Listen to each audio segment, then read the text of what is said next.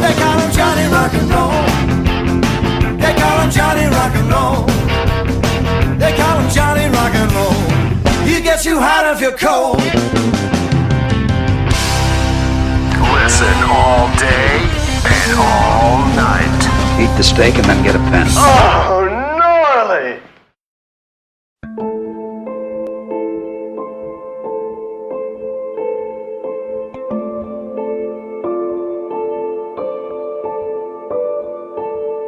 The thing that made me leave home when I was 12 that was so bad was my new stepfather. He started to abuse me physically, emotionally, mentally, would call me names, drag me by my hair, hit me, kick me. He was basically torturing me.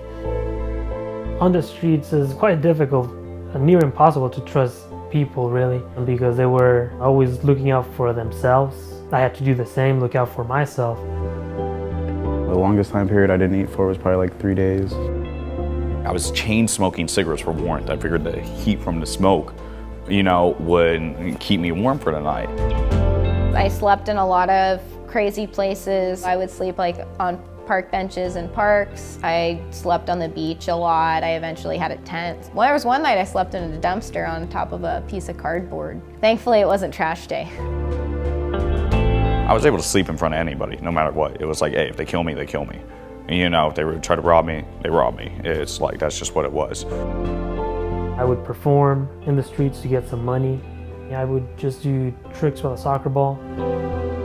The toughest thing about being homeless is the loss of hope and trying to hold on to that.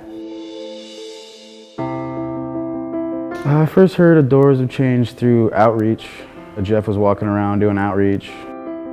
We're going on outreach, which we've done now for 18 years, twice a week, trying to find homeless kids between the age primarily of 16 to 25. When we find them, we ask them if they'd like to come to a music and arts program. They get free music lessons, free art, free dinners, free food, free clothes, case management, whatever they would like.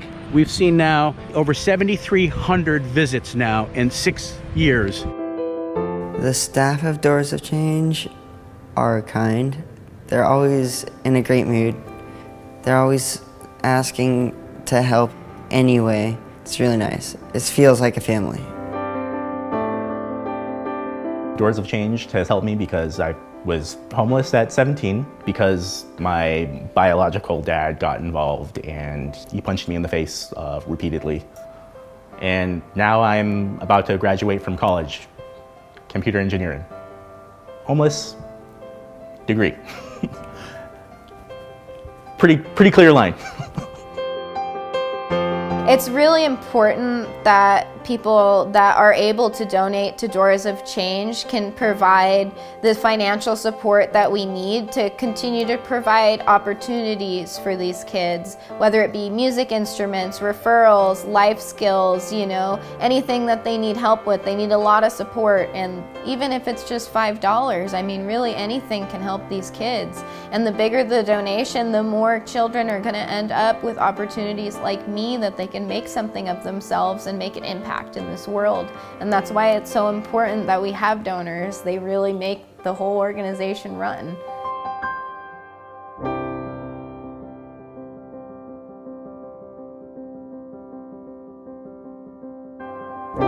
Hey everybody out there in Radio Land, this is your buddy Johnny Rock. Today is Thanksgiving here in the United States, and I find myself reminded today of how thankful I am. I'm thankful for the true friendships in my life. I'm thankful for the roof over my head and the food on my table. I'm thankful that God saved me from a life of torment and has blessed me with a faithful and loving soulmate. She was a blessing to me the day I laid my eyes on her 35 years ago, and she's a blessing to me now. Are you thankful for many things today? Do you have food on the table? A roof over your head? Do you have any family or friends that you trust? Not everyone does. At least 700,000 adolescent minors aged 13 to 17 experience a form of homelessness in the course of a year. That's 1 of every 30 adolescent minors. In total, at least 4.2 million young people experience a form of homelessness in a given year, from couch surfing to living on the streets. How do these young people transition into adulthood? Well, thanks be to God, Jeffrey Sitcov, numerous celebrities, and Doors of Change, transitioning into adulthood is a whole lot easier. Since 2001, Doors of Change has been transforming the lives of homeless youth, one young person at a time. I am very honored to have Mr. Jeffrey Sitcov, founder and president of Doors of Change, to Johnny Rock and Roll Radio. Thank you for having me, Johnny. But before we start talking about exactly what your organization does and what you do, tell us who Jeffrey Sitcov is. Who are you? Well, I'm originally from Buffalo, New York. I'm very proud of being from Buffalo. I'm a diehard Buffalo Bill fan. And I came out west. I've been in San Diego now for 35 years. I'm a physical therapist by profession. And I had a spinal cord injury 23 years ago that stopped me from doing my profession. And I decided to help others instead of being sorry for myself. And I researched a lot of organizations for youth because I kept seeing, Johnny, that the youth today, the energy is getting worse and worse. You saw Columbine happen. You saw Santee shooting happen, and it's just escalation of violence. And I went on outreach one night to see how they get homeless kids off the streets and how they befriend them. And that one night literally changed my life. I've been doing this now for 21 years. And I am blessed to have the opportunity to have many people around me that are touched by this issue, that realize that kids are homeless, not because they want to be homeless, but because they are forced to be homeless. And so we've had 21 years of successes, and we've actually placed over 2,500 youth in long-term housing and in safe housing. And that's we're very proud of that. That's awesome. So many words. I say I'm a word person. You said so many words I want to touch on, like safe, the word safe, for instance. Again, this is something I noticed that Doors of Change and yourself refer to youth when you're talking about the homeless youth, ages 17 to 25. Yes. Now, people say that at 18, you're an adult. Yes. But, if you look at the number 18, 19, you're still a teenager, right? And you don't have to agree with me, but I like it.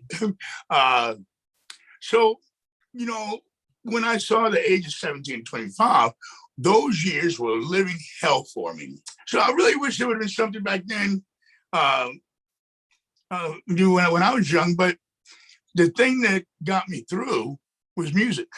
Mm-hmm. Music and I guess I should say celebrities, because as you can see, Elvis was my father figure, my go-to. I learned how to treat people and like generosity and stuff like that. And as you can see, I look so much like him, and I sound like him. But when I heard about the music, I thought about James Burton. Do you know who James is? Sure. Yeah, because y'all definitely got to hook up if y'all haven't already, because he donates guitars to organizations. And when I heard the story about the keyboard, we're going to jump back and forth here. Tell us about the keyboards that were, go ahead, just tell a story. Well, firstly, I think it's important for your audience to understand the transitional age youth, which is the age from 17 to 25. Even though they're, quote, adults, they're not adults, because these kids are so much younger because they've never been taught by their parents properly how to do things. They're a lot younger than their age. And so that age group, Johnny, 17 to 25, the transitional age youth, is the most underserved of the entire homeless population, between the vets, the families, the elderly, but it's a transitional age youth that no one thinks about. They think, oh yeah, you're adults, you can take care of yourself. These kids have not a clue how to take care of themselves. But the good thing about this, Johnny, is that that's the age group, the 17 to 25, that can break the cycle more than any other age group, because they haven't been homeless that long. They're not so screwed up with drugs, alcohol, mental illness, like, a lot of the people that have been on the streets for a long time, the adults, et cetera. So we decided, after we helped 12 to 17-year-olds for the first 10 years, and I kept thinking, I saw these 17 to 24-year-olds, 25-year-olds on the streets that no one's helping. And I said, we got to help these kids, because if not, no one's going to help them. And so 11 years ago, we exclusively started working with 17 to 25-year-olds. And I'm telling you something, we've seen tremendous successes on many of them that, people say you're a loser, you're not going to succeed. But you know something? If they trust you, they want to get help. The problem is they don't trust anybody. They've been taken advantage by everybody. And so we are very blessed. We're very proud that we build trust very quickly with these youth, because these kids can see right through you. If you're not being authentic, they will see right through you. But because we've been able to, through music, through art, and through other ways, to build trust very quickly with them. And then once they trust us, it's like, will you help me? And so that's why we've been able to help we actually helped over 15,000 youth get services. But of those, 2,500 got housing. And that's wonderful. Really, really wonderful. My question is, okay, when they say, will you help me? They're not only asking for, a roof over their head or a cell phone. Yes. And you mentioned the word trust. I think there's always an underlying issue. You talk about, okay, there's a problem. There's a solution for it. But until you get to the root of the problem, that person's never going to get better. They'll continue to suffer, but be able to suffer, functionally. Mm-hmm. You mentioned in one of your interviews about the homeless teen youth coming from dysfunctional families. Yeah. Do you find a very large number of these homeless youth to be abused in some way? And there's so many forms of abuse, as you know. Yeah. One of the issues of them coming forward is trust, for one. And then there's the shame, which, uncalled for again, because it's not their shame, it's the shame of the parents. But it's so hard for them to talk about. How do you recognize what the problem is? Then what do you do? Do y'all have professional staff members? Sure. So firstly, these youth, I'd say, and I've done this 21 years now, I say about 90% of the youth that we work with come from very dysfunctional families. Their parents are drug addicts. Their parents are alcoholics. If they're LGBTQ, which 50% nationally, 40% nationally are LGBTQ that are on the streets. We see over 50% of our youth are LGBTQ. They get thrown out, Johnny, because they're gay.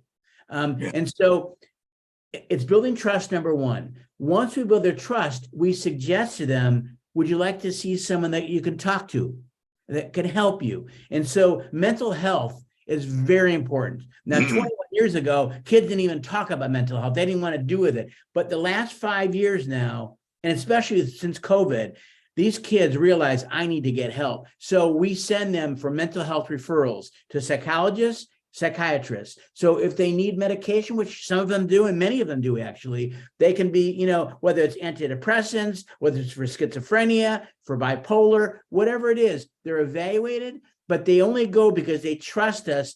When we say you're not going to get hurt by these people, they can't help you.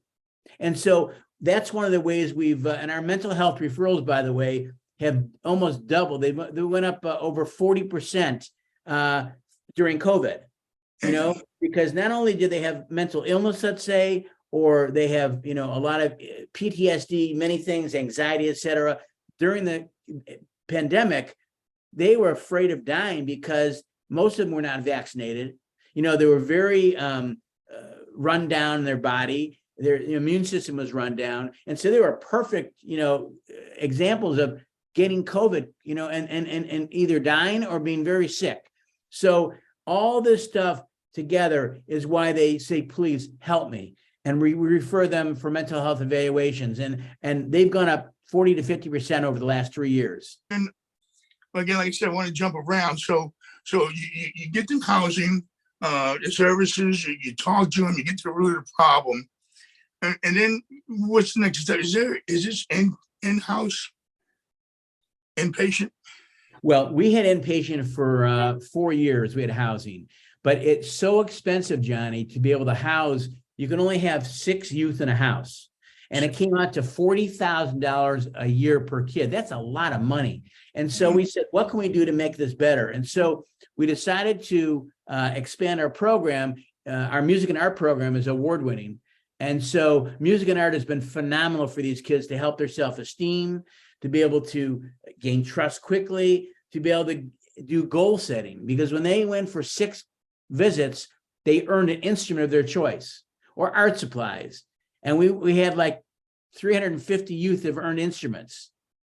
And instructors, I imagine, to teach them the instrument. We had a full staff and a lot of volunteers. We taught up to 8 instruments. And so, keyboard, violin, all these different things we taught. The most important thing is these kids could master something very quickly, a couple chords on the guitar, on the violin, on the ukulele, the mandolin. And by mastering something, sometimes it's the first time in their life they've actually mastered something.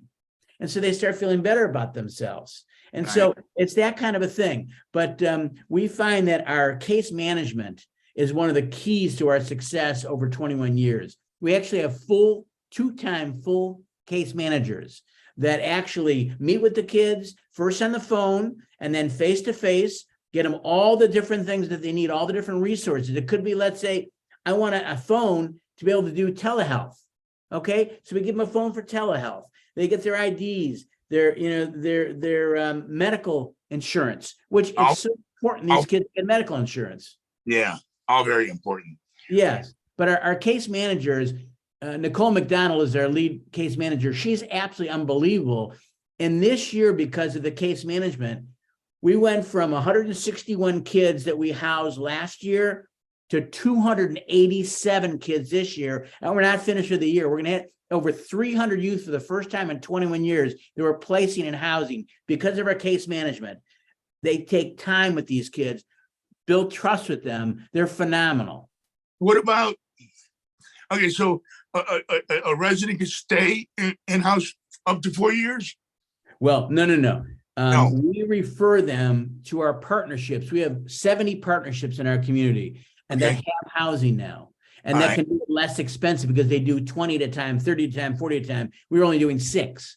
So they can stay permanent housing. They can stay for several years in some housing. Okay. And there's emergency housing just for, let's say, a week or a month. So it just depends on the youth, what their situation is. But once they get into housing, they'll stay in housing as long as they need to until they build trades. Let's say they're trained in a trade. Okay. We are very close with the California Conservation Corps, which actually takes these kids, pays them full time to work, teaches them trades. They have like several trades: carpentry, salmon restoration, how to do culinary arts. And so they're learning a trade and how to make money, how to build, their resume. And, so it's one step at a time, but it's building trust, number 1, getting them in housing, number 2, getting the mental health. If their mental health is not good, nothing's going to work. With you guys, it's a permanent care, because aftercare is very important too. Even a success story, they still need aftercare. Yeah. Because relapses, slips, this and that. Yeah. To tell us about that, maybe. So I'll give you how about a success story? Yeah, success story. Yeah. So I'll start with Justine. So when I met, Justine was homeless from 12 to 16 years old. Why? Her mom was an alcoholic. Her mom's boyfriend used to beat her up. And then when he started taking her clothes off, she said, I've got to leave at 12 years old. And so she was on the streets from 12 to 16 years old. I met her when she was 16. All right. She didn't even look at me, Johnny, for the eye for 2 months because she was so much in pain. She wanted to try to commit suicide twice. And so finally she came up to me and said, I want to learn how to play music. And we put her in our music and art program. And then 2 weeks later, she says, can I try the art program? I hear you have an art program. We have an expressive arts program. So we said, yes, absolutely. That was the key, Johnny, for her. The art, she just took off and just started growing. And this is Justine when she started feeling good about herself with the music, the art program. Okay. Yeah, okay. All right, right on. Right on. She's like a celebrity. Yeah. So then after, again, she just started learning from our art program and learned how to make jewelry and started making jewelry and started selling jewelry. And, for the next 15 years, she would sell her jewelry to keep her off the streets. So she'd had enough money to get, everything, cover everything. And she started going to school on top of that. So she started going to community college first. She graduated, and then she went to Santa Barbara, University of California, Santa Barbara, and she worked her butt off. She graduated magna cum laude from Santa Barbara. And she says, something? I'm not finished yet. I want to become a lawyer. So now she actually has 1 semester left, and now she's going to graduate as an attorney. Wow. Law school. That's awesome. You know what? I'm going to need an attorney really soon. No, probably, but that is awesome. So that's just an example of, a kid going, they had mental, she a lot of issues because she was beat up. She was on the streets as a girl. There's a lot of PTSD and a lot of things that she did. So she really got the help that she needed. And now she's 1 semester away from graduating law school. That's just an example. You mentioned expressive art. So to me, that means that, it's whatever you're doing, whether it's music, singing, painting, making jewelry, you're expressing yourself and you're getting emotions out without words. Yeah. Like you play a blues song, well, you feel it. I got the blues, you don't have to go into detail. Also know how hard it is to get support, even for organizations. Celebrity connections is very important and it helps a tremendous lot, tremendous amount. So that's what I want to talk about now is how did you get to, because man, the list is amazing. Yes, it is. I mean, Elton John. Yes. Who was the first one? Was Billy Joel? Billy Joel is the first.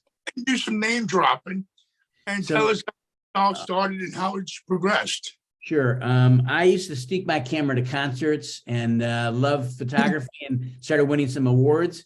And, Billy Joel many years ago remembered me through my photo, and he knew that I had integrity. And I asked him, my vision was to help homeless kids. He said, I like that idea. I'll sign a keyboard for you.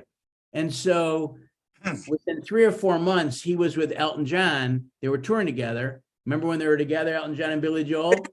So this is 21 years ago. And Elton John heard about it and he said, I'd be open to doing that also. So it's like a gift from God, So having Elton John and Billy Joel in the first 6 months of this organization, it put a stamp of credibility that because it's very hard for other artists to really trust people also. They've been taken advantage of by so many people, just like the homeless kids. They're taken advantage of by, I'm going to do this, I'm not going to sell this, and they see it on eBay. So they don't trust people as much, and I understand. But thank God, because Billy Joel and Elton John said, yes, this is a good thing, that we had more people came on. The Rolling Stones came on, and Bruce Springsteen came on. B.B. King, of anybody, helped us more than anybody. We raised $165,000 with BB's Lucie guitars, and he would meet with me once or twice a year, and he was always gracious. A couple times, Johnny had a fever, and I said, BB, you should be sleeping. You got a fever. Why are you trying to? Why are you signing? He says, because I want to help the kids. After that happened the second time, I said, would you be okay if we honored you? And he said, if I'm available, that would be nice. Well, we honored him at San Diego State Open Air Theater with 4,000 people. We had 6 national headliners that said, we want to honor BB and we like your cause. George Thorogood, Taj Mahal, Blind Boys of Alabama, Kenny Wayne Shepherd, Paul Rogers, I met backstage at Queen when he was, took over for Freddie Mercury's position. He said, Jeffrey, there's no one I respect more than B.B. King. I'll be there. He was the first to say yes to us. And then Tommy Castro. So we had 6 national headliners came. It was a sold out concert, 4,000 people. I gave BB a proclamation signed by the mayor, and he teared a little. And then he made me cry, and it was wonderful because I wanted him to see Johnny firsthand. He met some of the kids who he's helped, and I thought it was very important for him because he really helped us tremendously. That's a lot of guitars to raise $165,000, and he was able to see firsthand what he's done to help these kids, and he saw 4,000 people to honor him because of what he's done to help these kids. It was just amazing. Yeah, right on, man. I had God, musicians helped us, but then we started getting the comedians to help us. So Seinfeld helped us, Robin Williams helped us, Billy Crystal helped us, and Steve Martin helped us. 4 phenomenal, musicians. Some were musicians, but most of them were comedians. I mean, Steve Martin's a Grammy Award-winning musician, by the way. Oh, I know the band. Yeah, the banjo. Steve Martin's one of my favorites. Now, Lucie Arnaz has been very active with us. Lucy Ball's, mother. Lucille Ball, her daughter is Lucie Arnaz. And so Lucie Arnaz, who's phenomenal, is very touched by this issue, has been helping us, and is going on TV with me and doing things to try and get the word out because she's very touched by this issue. And, so that's another avenue that, thank God that Michelle Learned, who's with the Waltons. I mean, we're just very, very blessed to have a wide spectrum now of celebrities of all different types now, because they get it. And they see that, listen, these kids are getting help from our services, and these kids are our future. And if we don't help these youth, they're going to be on the streets just like the adults that you see, and they're not going to get off. They have an opportunity, a window, Johnny, to get off, to be able to do, get off before their feet are stuck in the mud. And that's why a lot of these people, thank God, are helping us. So has it branched out like other states? Yes, because we're on Facebook. We have a page on Facebook that homeless youth find us. And it was that link. Doorsofchange.org. Okay. Doorsofchange.org. And so they find us, and it's very simple for them to find us. And so that's one of the ways they get in touch with us, and they talk to our case management over the phone. I think last year we helped 12 different states of youth going to different areas. Now, some of them have been told by their friends that they met on the streets, Doors of Change really help in San Diego. You can contact them and they'll help you also. So that's one of the ways that, and our case management finds out where they're located, researches it, and here's a shelter near you. Here's an organization that can help homeless kids near you. If you need mental health referrals, you can go here. So they actually help, by Google and by, through internet, to find out where these kids can go in different locations in the country. And it's worked out very well. I mean, this has just grown over the last probably 3 years since COVID. How can somebody hold an event in their area? You say like somebody's touched by it. Well, we find that obviously music is a huge thing of our organization. We have an award-winning music in our program we had for 18 years. It's on hiatus now because of COVID, and the results of COVID is that the kids are spread out more. So they're not concentrated where they were before. And so we don't have enough kids in one area to have the program. So we're waiting until that changes. That will change. But we also put on concerts because we figure people love music. We have the youth speak at the concert. It is phenomenal. The last concert we did Three Dog Night. And it was amazing. We had 1,100 people there. We did a very successful event for us. And the 2 years before that, 1 year before COVID, we did Los Lobos, and people love Los Lobos also. So and that was 1,500 people there. And the thing is, Johnny, that people love to come for music, but that's a great opportunity. And if someone's listening that has your own shelter in different parts of the country, have a concert, but then have the youth speak at the concert. And it's the youth speaking at the concert for 3 minutes that blows their minds. And it really has been every concert we do, every event we do, we always have a youth speak at it. And it really educates them about the homeless youth issue, but also it touches them with the homeless youth. Okay, so if a homeless center in New Orleans wanted to hold a concert, again, for fundraising efforts for the shelter, right? Sure. Would Doors of Change come and assist them with that? Would y'all be there? We won't come and assist them with that. We'll assist them over the phone. So if they want to talk to me, that's no problem at all. I'd love to talk to any organization in the country that has homeless youth, and we'll share with them what we've done because they've been very successful, and they do it on their own. Everybody's got their little twist to it. The most important thing is having music, having a kid speak at it, getting people there to listen to it so you can touch people, because we need to touch people, their hearts, for them to say, I want to help.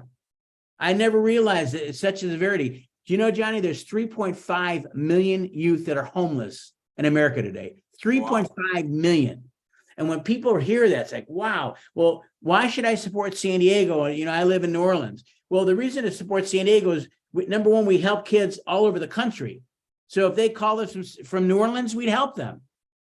If they contact us, we'll help them for free. All right. But we also are setting a precedent of what is possible and how to be successful so we can share with other organizations. This is what we've done. Now you're going to have to do all the work, but we'll mention you about what we did.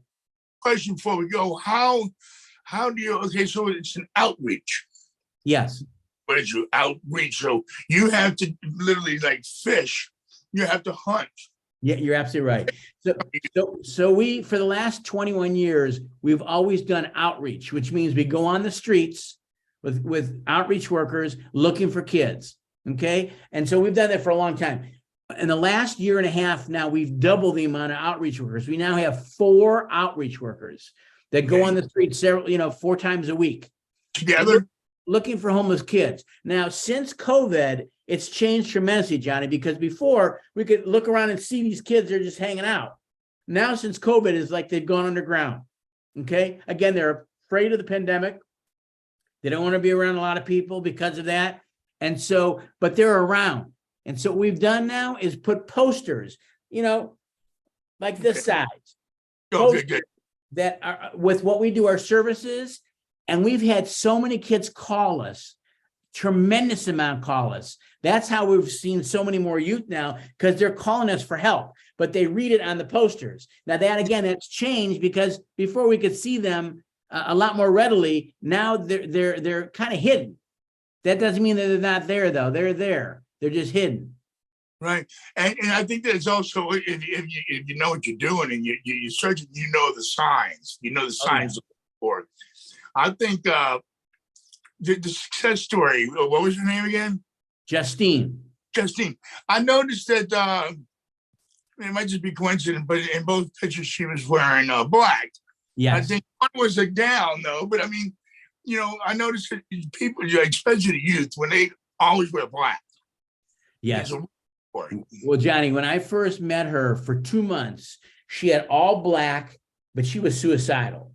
Okay. Now she still had black. Suicidal. I'm sorry? How did you know she was suicidal? Because she slit herself. She cut herself. You saw the scars? Yes. Okay. Yes. She cut herself. She also took drugs to try and overdose. Okay. That's when she was really bad shape. So, yes. And that a lot of kids are so depressed, they don't see a way out. But if you can meet someone that in your area, in your community that works with homeless youth, they can hopefully give them a little hope, ray of hope, that it's not over, that you can help yourself. We'll help you. And again, it starts with trust. And with us, the music and art was the one that created trust the quickest. But now our outreach workers and our case management, it's amazing how they build trust quickly. Because again, these kids will eye you out. They'll say, listen, this is full of crap, or this is real. And they get it real quickly that this is real. And they start saying, okay, I do need an ID. I want to work. I do need, medical insurance, because they go in the medical into IR or whatever, and it costs a couple $1,000. If they have medical insurance, it's a lot cheaper. And they're on the hook for the couple $1,000. So they might not ever pay that. Right. Jeffrey, I just want to thank you so much for coming on the show. I don't know what time is it. Share something with someone if they're touched by this, because if they're touched by this issue, what can they do to help? All right. Yes. If they don't help at all, it's not going to make a damn bit of good. There's no difference you're going to make in the world unless you say, I'm touched, I want to take action. And so I have one simple way they can take action. We have the name Angel Team trademarked. The California Angels gave us the exclusive rights for homelessness for Angel Team. And so to join our Angel Team, you can donate $11. 11 means angels. So if you donate at least $11, sometimes people do $18, some people do $50, whatever you can do is great. But a monthly donation, you just go to our website and it's on a monthly thing. If we see 1,000 people that say, I'm touched, I'll give you $11 a month. Yeah. That adds up to a lot of money to help more kids, because we just had to hire a second full-time case manager, which is $50,000 a year. That's a lot of money. Yeah. You know, so people can go to doorsofchange.org, make your, whether you make a one-time donation of $10 or $50 or $500, it doesn't, whatever you can do is wonderful, but do something so that you can be an active part of getting these kids off the streets. Does that make sense, Johnny? Absolutely. I'm glad you drove that home there too. You know, I wanted to ask you, what is your plans for Thanksgiving? What are you doing tomorrow? Well, for many years when we had our program on Thanksgiving, we'd have the kids for dinner and we'd have them over. But because we have been suspended the program because of COVID and the effects of it wasn't safe, and now there's not enough kids, I'm actually going to my wife's family, and I just thank God for all the people that have helped Doors of Change over 21 years now. Our staff, our volunteers, our donors. I tell them I love them. I appreciate them, because together we've been able to help all these kids have a better life with hard work. It's not easy, Johnny. They have to work hard, but as long as they know they're working hard, it's going to do something. It's going to keep them off the streets. They can help their self-esteem, know that they can make money, they can hold a job, all these things, do their passions, you know, but it just takes one person at a time. So that's what I'm doing. I'm going to my family, my wife's family. And, but I always, today and now tomorrow, I'll call a bunch of people and thank them for being in my life. I'm so thankful for them, and because to me, Thanksgiving is my favorite holiday. And it's just, showing thanks and being thankful thank you for allowing me to get the word out, because this is the real deal. This isn't BS. I mean, we've been able to help a lot of people because people trusted us and they said, all right, we'll trust you. And then you have all these kids get helped. Yeah. So thank you, Johnny, for what you're doing to get the word out. I thank our staff, our donors, and the community that listens to this, that at least cares enough to say, I want to hear about this. Amen. So I'm thankful that you're thankful, and I'm thankful for you being on the show. And I certainly hope that this touches at least one person. And I know there's gonna be more than that. We're heard in 174 countries. We can turn up the volume out there. Yeah. I love you, Jeffrey. Keep up the good work, man. Thank you so much, Johnny. You got a big heart. And keep doing what you're doing so people can be educated by different causes. And maybe we'll speak again in the future. The video we're about to now see is the Concert of Hope, starring Three Dog Night. And you'll hear some angels speaking. One of them is homeless, and you'll never forget it. Who's excited to hear Three Dog Night? I was just talking to some of the band guys. They're super pumped. They can't wait to play. I'm on a tight schedule. Does anyone know Jeffrey Sitcov? Okay, he should have been a television producer, because he said, you talk for 3 minutes, you get off the stage, they play. So are you ready? All right, we're starting things off with Back to the Garden. Let's hear it for him.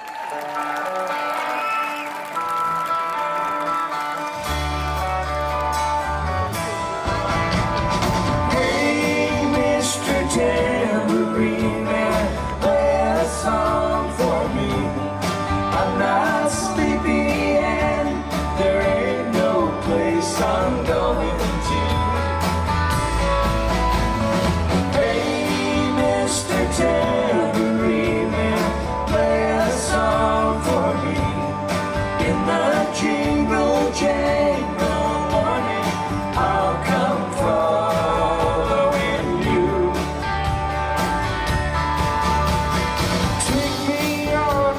trip upon your magic swirling ship, where my senses have been stripped. My hands can't feel to grip, my toes too numb to step. Wait only for my boot heels to go on grip. I'm ready to go anywhere. I'm ready for to fade into my own parade. Catch two cats and spell my way. I promise to go unread. Hey, Mr. Tambourine Man, play a song for me. I'm not sleepy and there ain't no place I'm going to. Hey, Mr. Tambourine Man, play a song for me. In the jingle jangle morning, I'll come following you.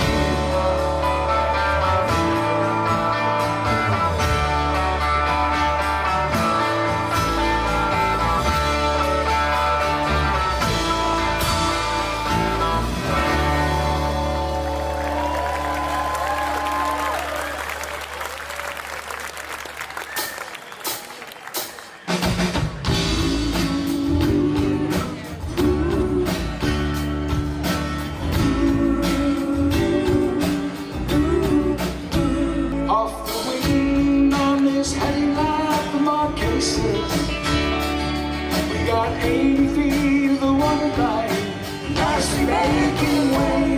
In a noisy bar in Avalon, I tried to call you, but on a midnight watch I realized why twice you ran away. Think about how many times I have gone. Spirits are using me, larger voices calling. Whatever brought you and me cannot be forgotten. If you like singing, I've been around the world.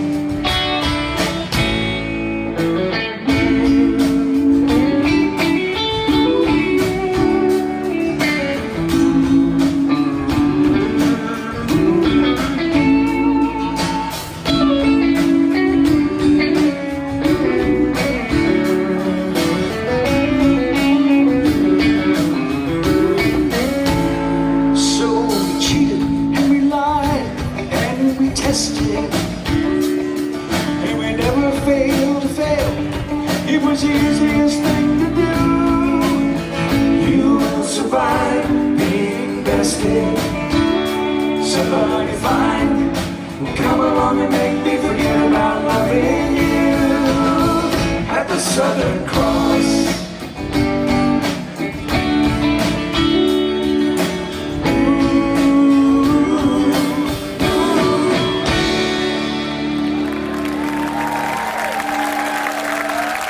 Thank you so much.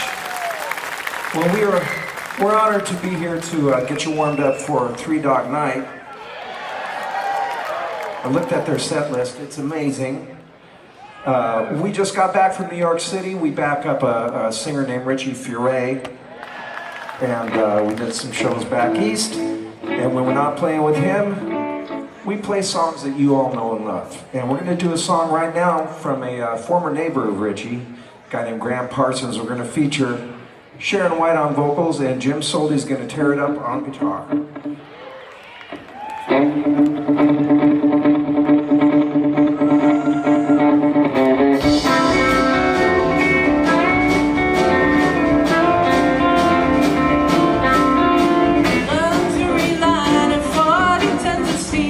If I don't find my baby now, I guess I never will. I've been along my soul for a long, long time.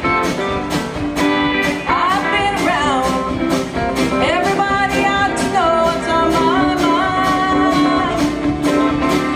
Got lonesome, so I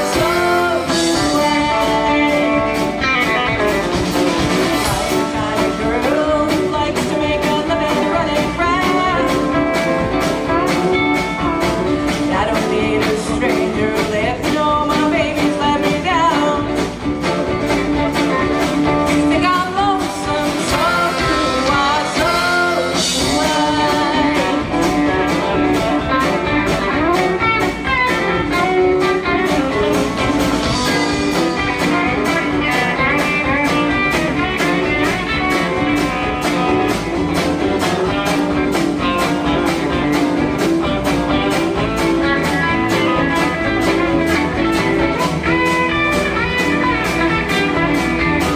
luxury line and 40 tons of steel.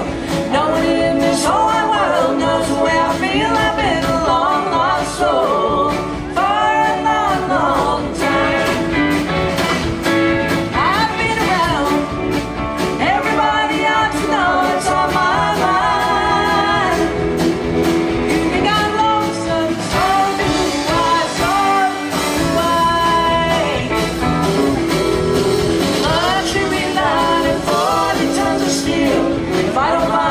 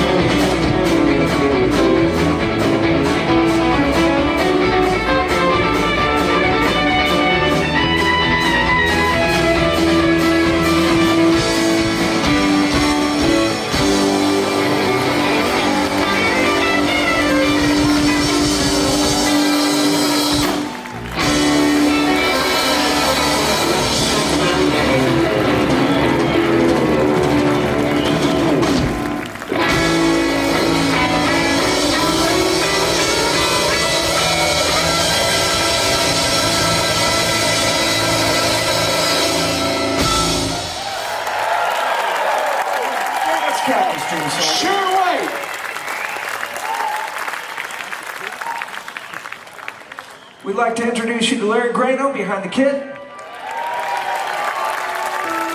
got a voice of an angel. Well, a manly angel.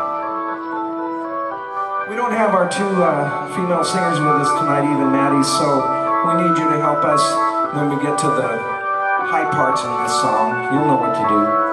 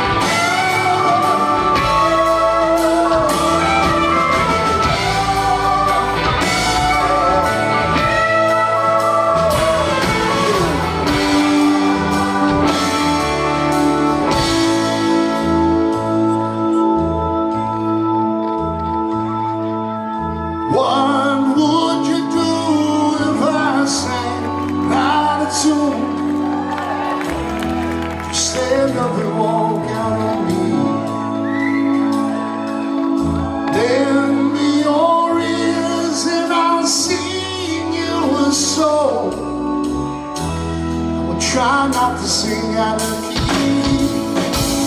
Oh, I get tired from my friends. All I need is my love. Tired from my friends. I'm gonna try and from my friends. Oh,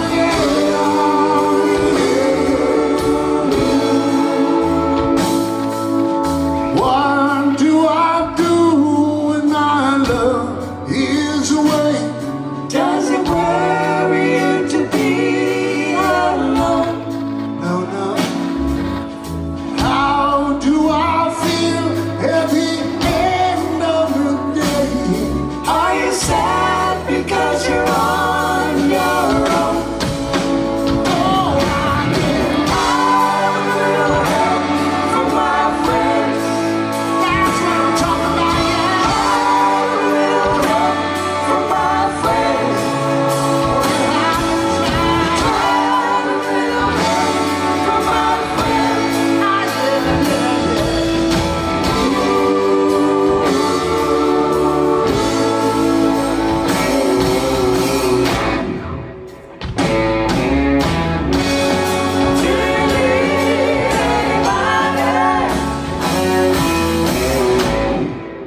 I need someone to love. Could be anybody. All I need is someone. Yeah, yeah.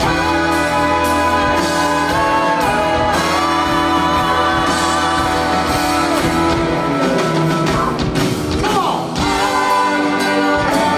From my friends. Are you all my friends?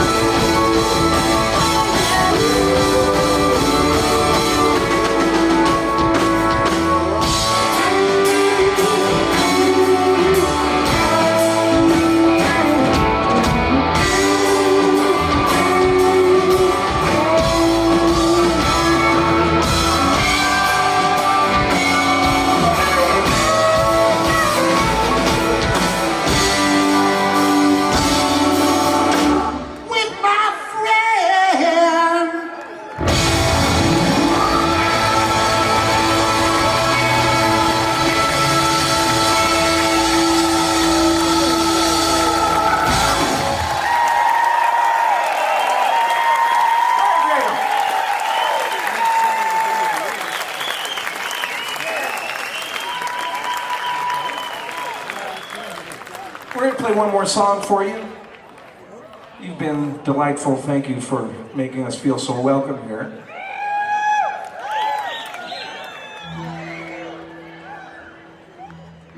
We'd like to welcome all the children who are tardy. Hello, children.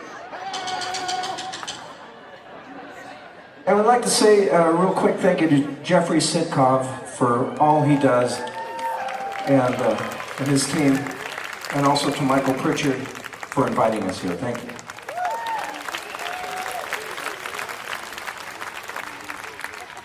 We're going to play one more song that we didn't write, but we wish we did. You'll know it. Most people don't try this one, but we're weird.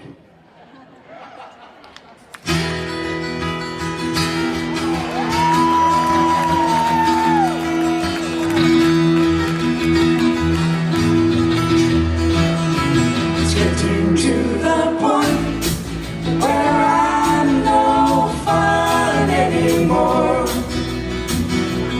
I am sorry. Sometimes it hurts so badly I must cry out loud. I am lonely, I am yours, you are mine, you are what you are. You make it hard. Remember what we've said and done and felt about each other. Oh, babe, have mercy. Don't let the past remind us of what we are not now. I am not dreaming. I am yours, you are mine, you are what you are. You make it hard.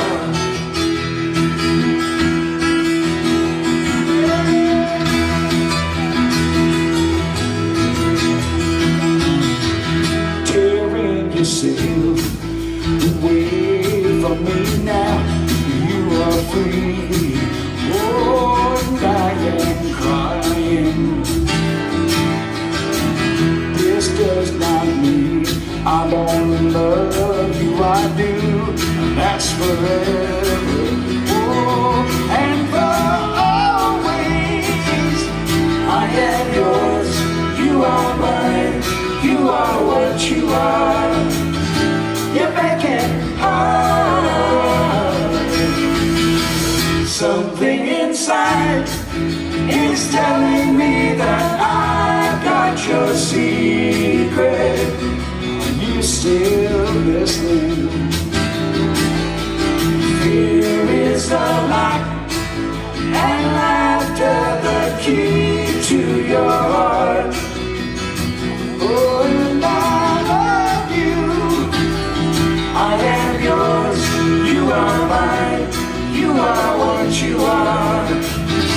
You make it hard, and you make it hard, and you make it hard, and you make it hard.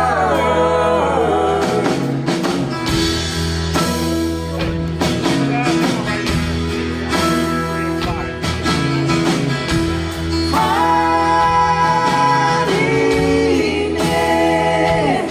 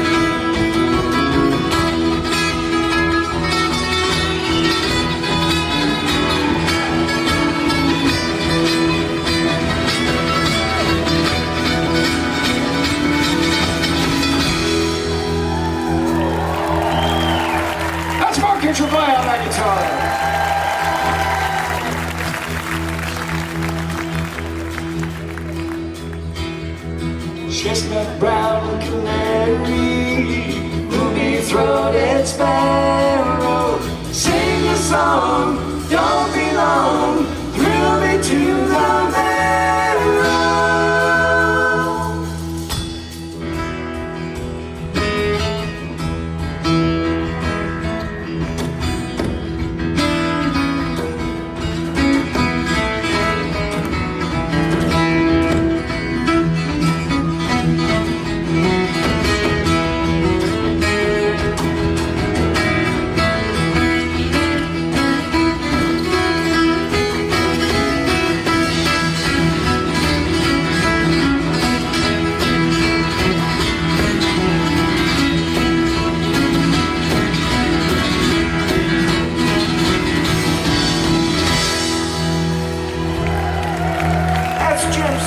On lead guitar.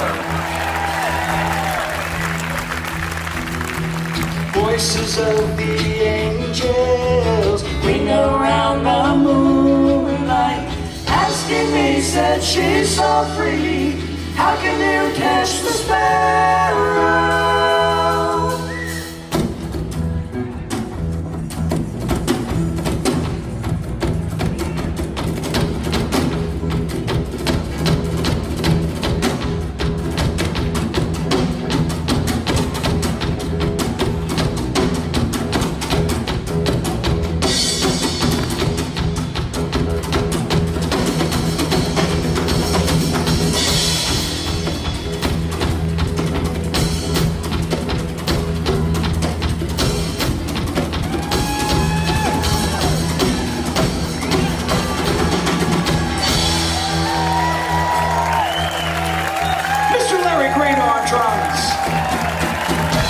M.A.S.H on bass.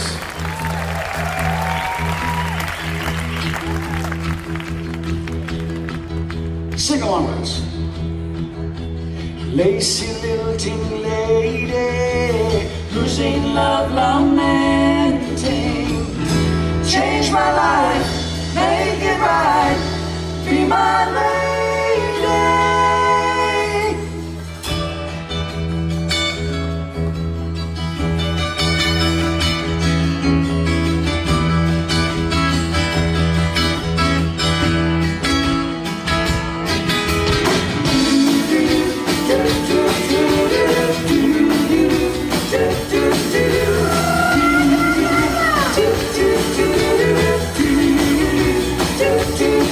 Guess what's next? Freak on night, okay? Have some fun. Have some fun all night, okay? Thank you so. We are back to the garden. We must go. All right, to intersect the harbor.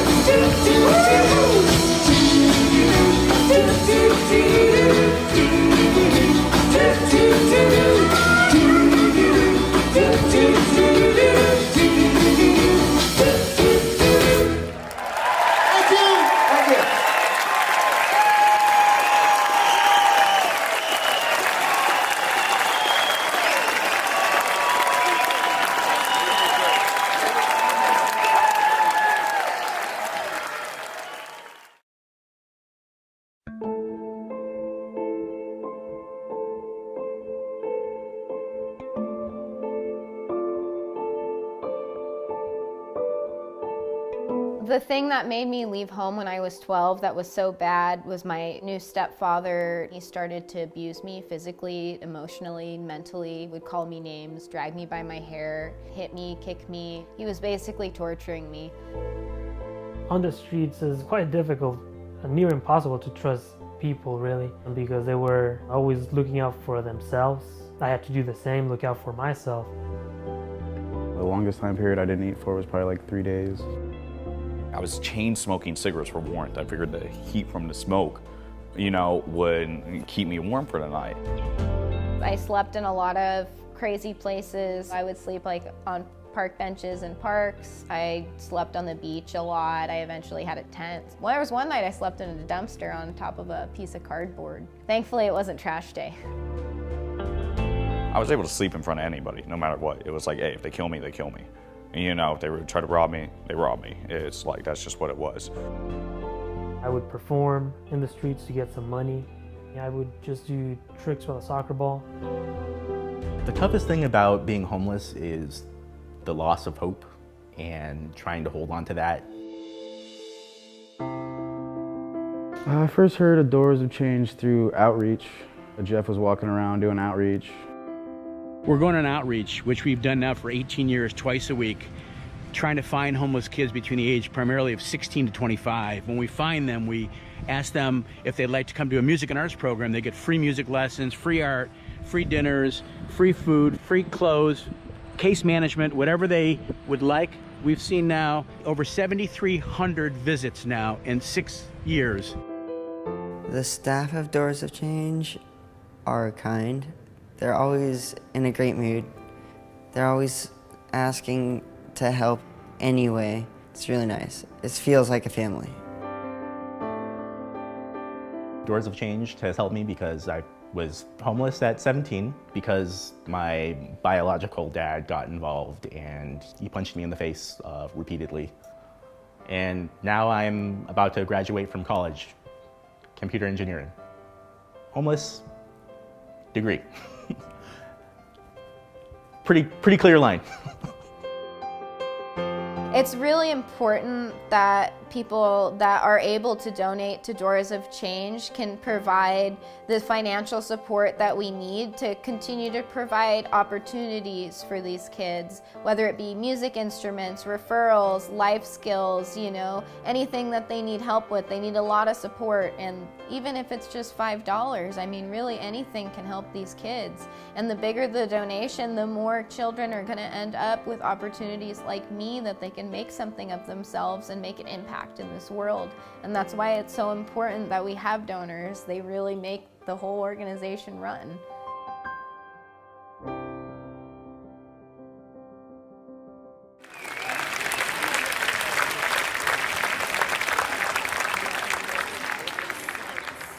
Let me ask you a question. Is there anything better than good music and good people? Let's hear it for you. And another round of applause for Back to the Garden. That was fantastic. I'd like to introduce the man that makes all of this go, the magic man, Jeffrey Sitcov, the president and founder of Doors of Change. For over 20 years, Jeffrey has committed himself to helping homeless youth, and he's helped 15,000 homeless youth. And listen to this, he's helped 2,300 youth leave the streets and live a better life, and that helps us all.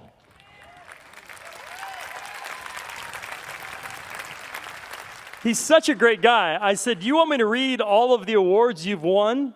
And he said, "Nah, that'll just cut into Three Dog Night." So let's hear it for the great guy who makes this all go, a heart of gold, a man who leads with his heart and with passion to help the homeless youth, Jeffrey Sitcov.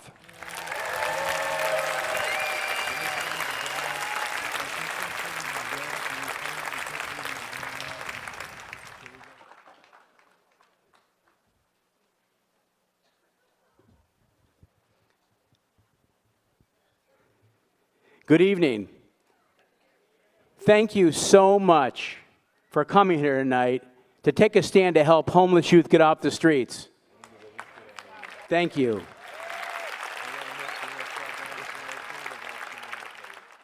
This is our 20th anniversary of helping over 2,300 youth not only get off the streets, but stay off the streets and have safe housing and be self-sufficient.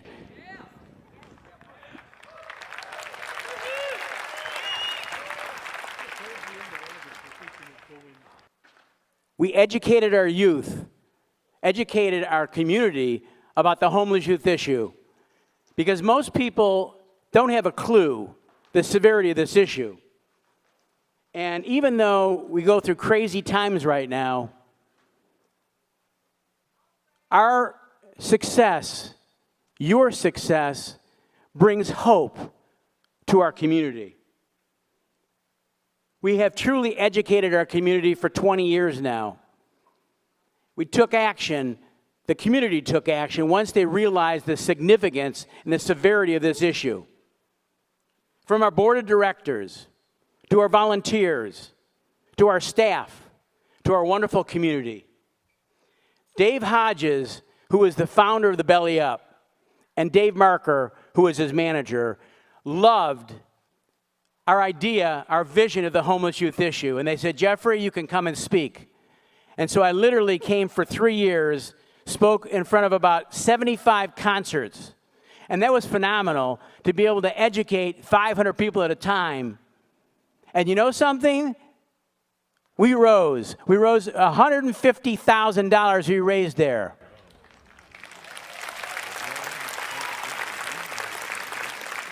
And then Yogi Sports Bar in Cardiff, Keith Nortonley, the owner, let me speak at football halftime for 11 years in a row. So again, there's a lot of people there, and most people would come up to me and say, Jeffrey, I had no idea the severity of this issue. And we raised another $150,000.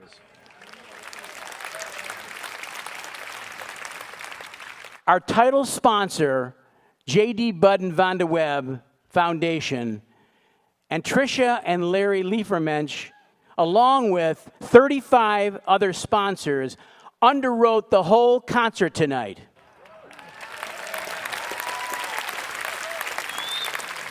Do you know what that means? Every dollar that everybody paid for their ticket, every dollar is going to help homeless youth get off the streets. 100%.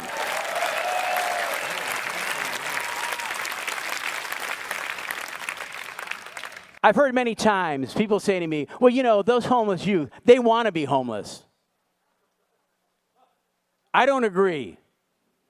90% of the youth that we meet on the streets, 90% come from such dysfunctional families, it's safer for them to be on the streets than in their home. Isn't that sick? Their parents are drug addicts. Their parents are alcoholics. Their parents are mentally ill. Or if they're LGBTQ and they come out to their parents, they throw them on the streets. Do you know that over 50% of the youth we work with are LGBTQ? The biggest reason why these youth stay on the streets, they don't trust anybody. How can they? They've been lied to and beaten and, taken advantage of by every adult that they know. So they will not ask any questions. They will not ask for help because they don't trust you. And usually it takes about 6 months with typical outreach to build trust. That's too long. And so we found 20 years ago that music and art instruction was the key. It was our secret sauce that these kids ate it up. And within 1 to 3 weeks, they asked for help. And during COVID, yes.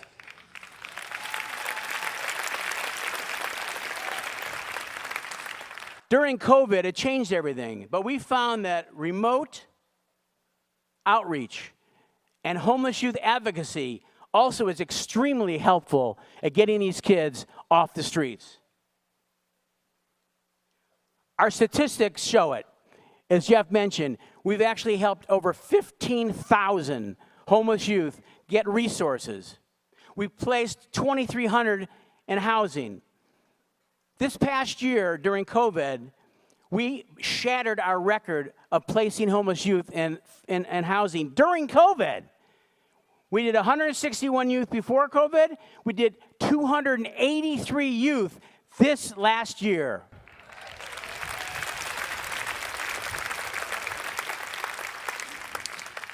By doing that, there is so many of these kids that go into housing, become self-sufficient, become role models for other youth to follow.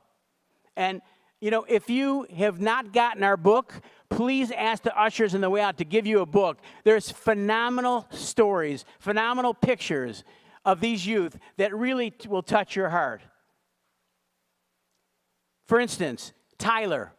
Tyler was honored at Petco Park in front of 25,000 people for Employee of the Year.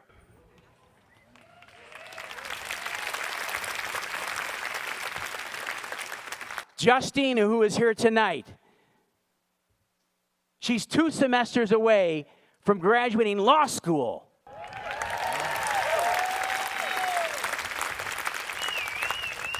Matthew got a double degree, University of Riverside, engineering and computer science, and he works in Northern California, doing very well, and he's going to be a father any day now.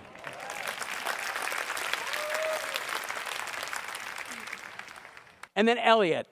Elliot's been working 2 jobs. He's been self-sufficient for about 3 years. We're so proud of him. And you know something? Folks, these are just examples of some of the success stories of our program. And I'm begging everybody here tonight, be a part of the solution. If you're touched by this, take action. If you don't take action, it doesn't mean a damn bit of good. But I'm asking everybody to join our angel team. What does that mean? For $11 a month, 11 is angels. So for $11 a month and hopefully more, every month you give us a monthly donation. Go to our website, doorsofchange.org. Do you know tonight, if everybody here joins our angel team, we're going to raise $132,000.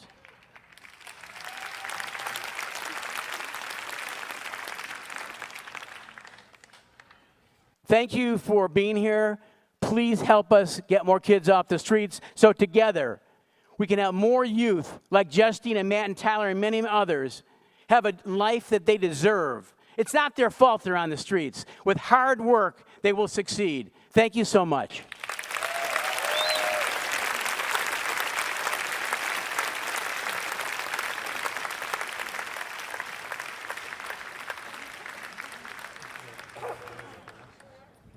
When I founded Doors of Change, also known as Photo Charity, I've never done anything like this before in my life. I'm a physical therapist by profession. But you know something? I met an angel. His name was David M.A.S.H. And David M.A.S.H. helped raise $30 million for nonprofits. And he said, "You're going to pay me." I said, "No, buddy, I'm not getting paid. Now, if I'm not getting paid, you're not getting paid." He said, "Okay, I'll help you." For 10 years, he mentored me for free. Helped us tremendously. The David M.A.S.H. Mentorship Angel Award is the highest award that we have in Doors of Change. In 20 years, I have never seen anyone that has mentored as many homeless youth as Joanne Newgard, our program director.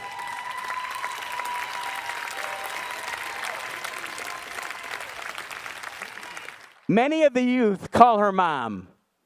She's loving, non-judgmental, and these kids love her, and she has helped so many kids. And so I just wanted you to know, under her supervision of the award-winning Taking Music and Art to the Streets program, she's helped over 5,000 youth.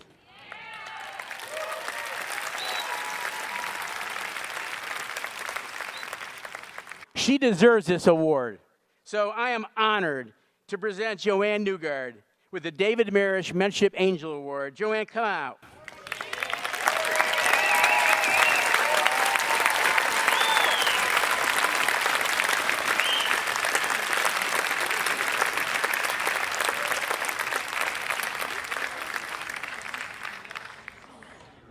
Thank you, Jeffrey, for this wonderful award, and thank you mostly for having me be part of such an amazing organization that has helped so many young people.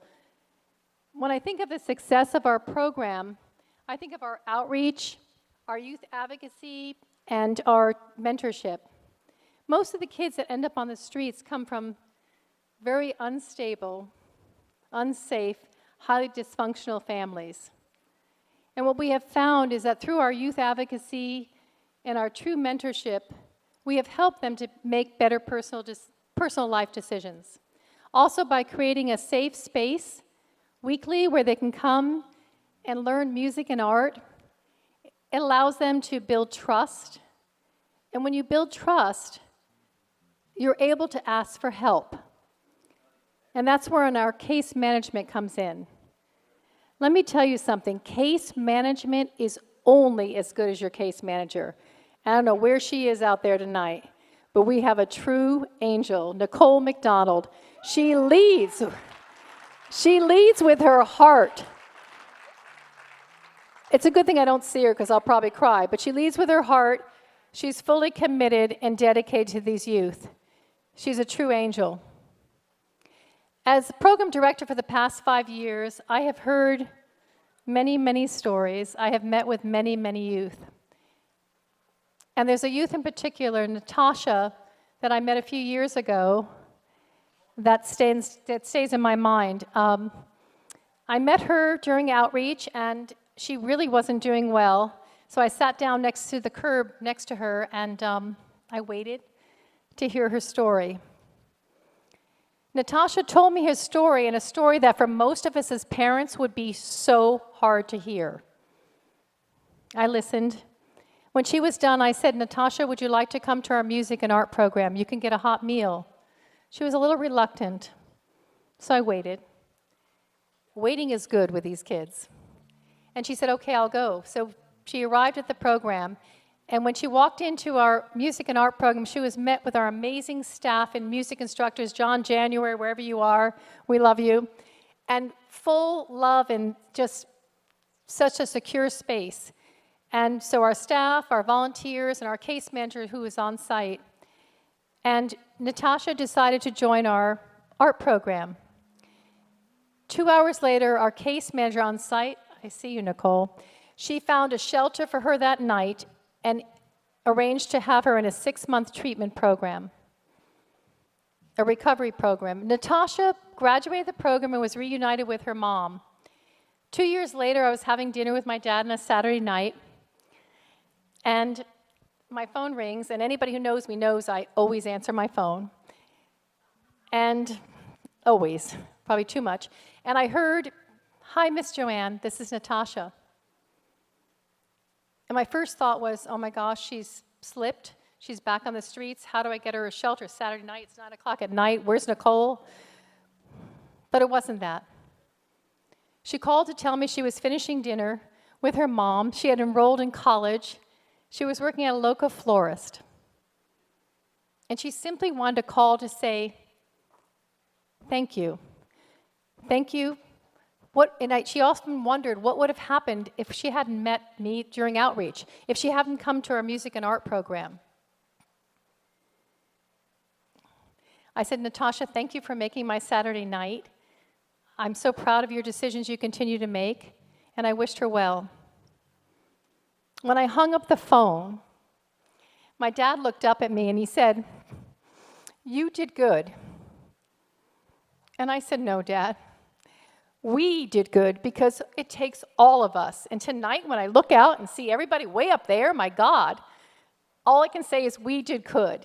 Thank you for helping our homeless youth and being here tonight, and bless you.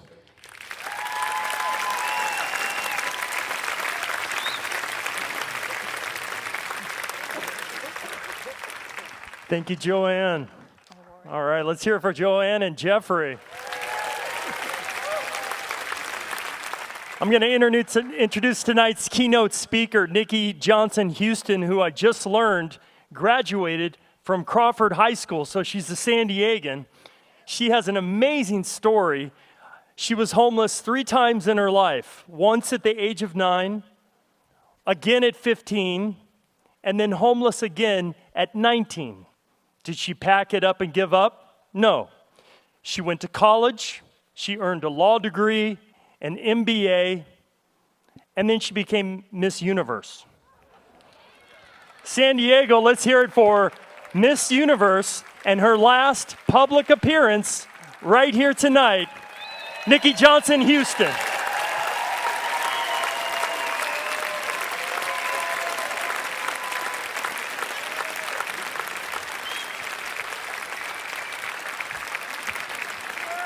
Thank you so much. It is so wonderful to be home. Good evening. My name is Nikki Johnson Houston, Esquire, and I say that Esquire proudly. I'm a tax attorney in Philadelphia with my own law firm. I'm the reigning Ms. Universe 2021-2022. And I'm one of the formerly homeless. I've always wanted to be a lawyer for as long as I can remember. But as a child growing up in poverty with a single mother addicted to drugs, the dream of being a lawyer seemed pretty far-fetched. But even when things got to their lowest point and my family ended up in a homeless shelter, I never gave up on that dream. Homelessness is such a difficult thing to experience, especially for young people. You feel ashamed, embarrassed, and invisible. My biggest fear was that my entire life would be spent living on the streets, hungry, desperate, and never able to climb out of the hole we were in. That is why the work that Doors of Change does is so important. This organization helps young people to trust again, to feel seen and important, to realize the talent that they may have and that what they do in life matters. Because make no mistake, the first thing that poverty and homelessness takes from you is hope. And what Jeffrey and Doors of Change helps give these young people is the belief that with hard work, they can make a better life for themselves. After several months of living on the streets, in shelters and motels, my mother decided that she could not keep us together as a family. She sent me to live with my disabled grandmother, who was then in senior citizen Section 8 housing. We were told that my grandmother could take only one of us. My younger brother, Michael, was put in foster care, and we never lived together as a family again. I was only 10 years old. My grandmother used Section 8, welfare, food stamps, and her Social Security payments to raise me. And although she was not rich, she provided a level of stability and security I'd never had before. I came to Philadelphia to attend college after winning a scholarship, but I struggled both emotionally and academically. By the end of my first semester, I was on academic probation, and at the end of the year, I was dismissed and lost my scholarship. After getting kicked out of school, I continued to struggle for a couple of years to find my place in the world. Then, I was fortunate enough to find a job as a live-in nanny for a family of lawyers. They encouraged me to go back to college at night, and I finally got on the right path. I graduated from the same college that I had previously failed out of, St. Joseph's University in Philadelphia, and then went on to graduate from Temple University Beasley School of Law with a law degree, an MBA, and a master's in taxation earned at the same time in 4 years.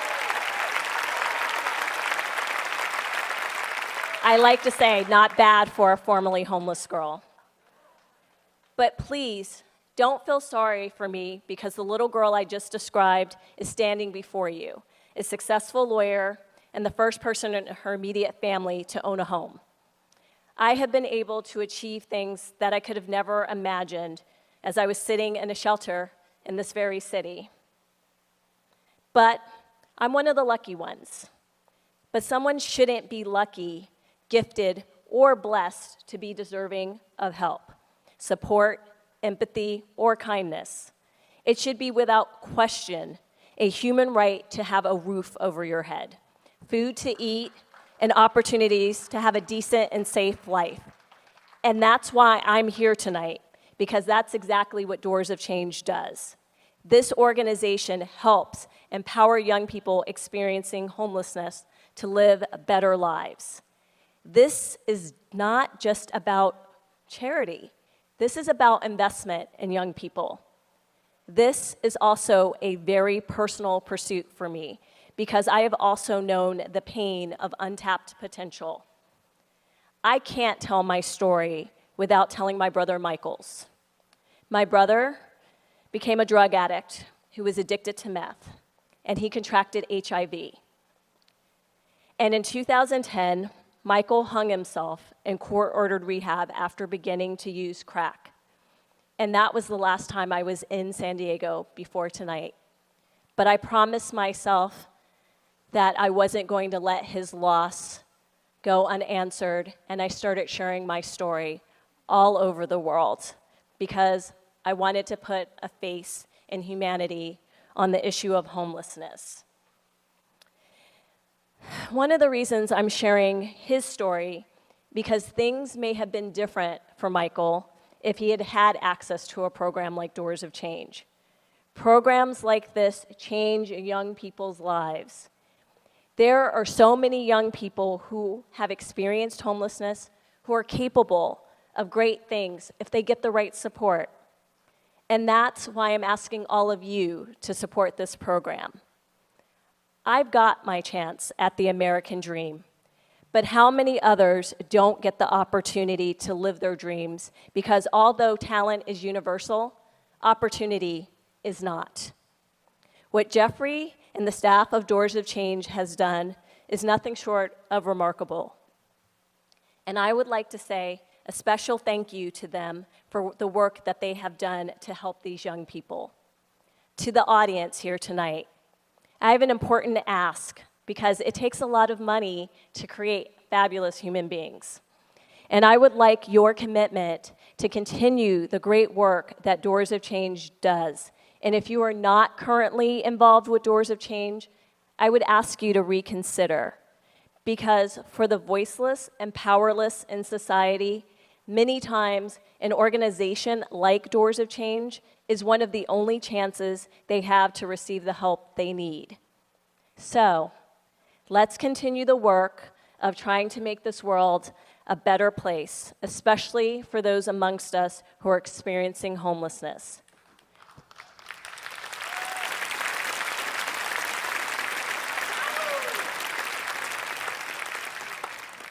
Thank you for listening to my story.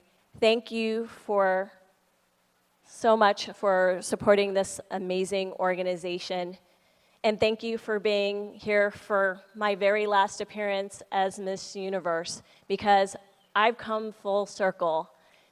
I watched Miss America on a television in a homeless shelter, and now I stand before you as an attorney and as Miss Universe. And I couldn't have done it without the support of people like you. Thank you, and good night.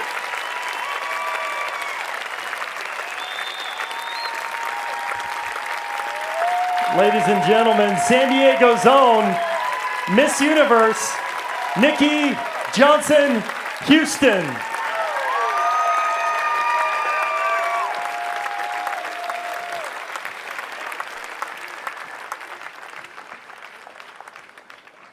All right, who's ready to party? I have 2 facts to tell you.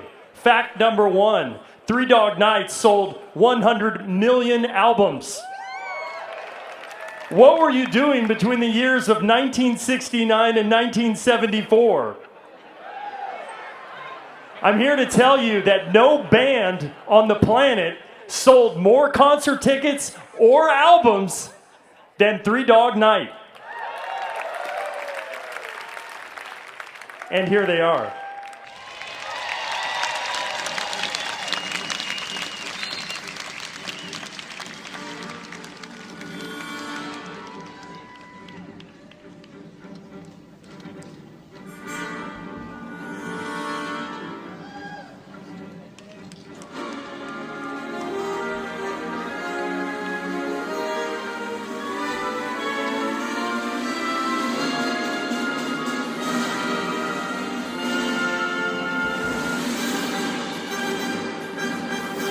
Ladies and gentlemen, please welcome from Los Angeles, California, Three Dog Night.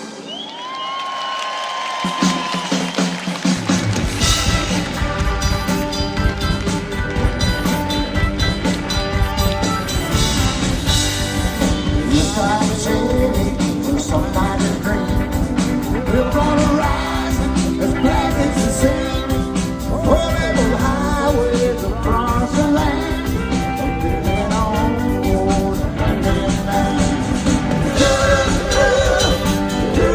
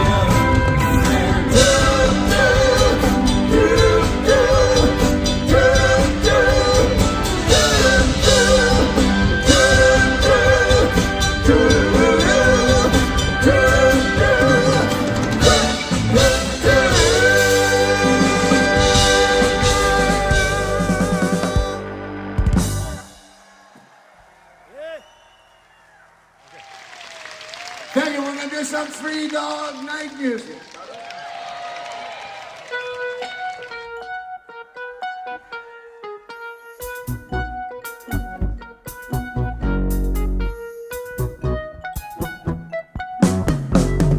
The ink is black, the page is white. Together we learn to read and write. A child is black, a child is white. The road and rules are for a side. A beautiful side. Now the child can understand that we are wrong.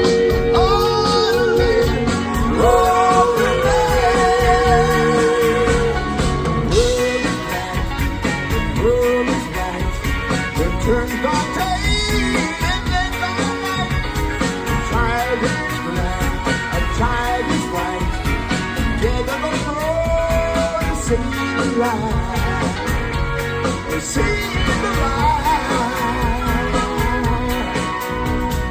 Now at last it's learned to see there are things of liberty, liberty. The world is black, the world is white. It turns by day and then by night. A child is black, a child is white. Together they grow to see the light, see the light. World is black, world is white. It turns by day and then by night. A child is black, a child is white.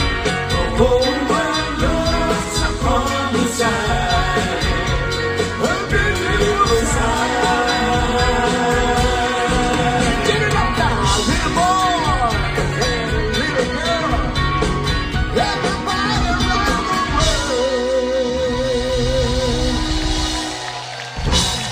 That's Danny Hutton right there.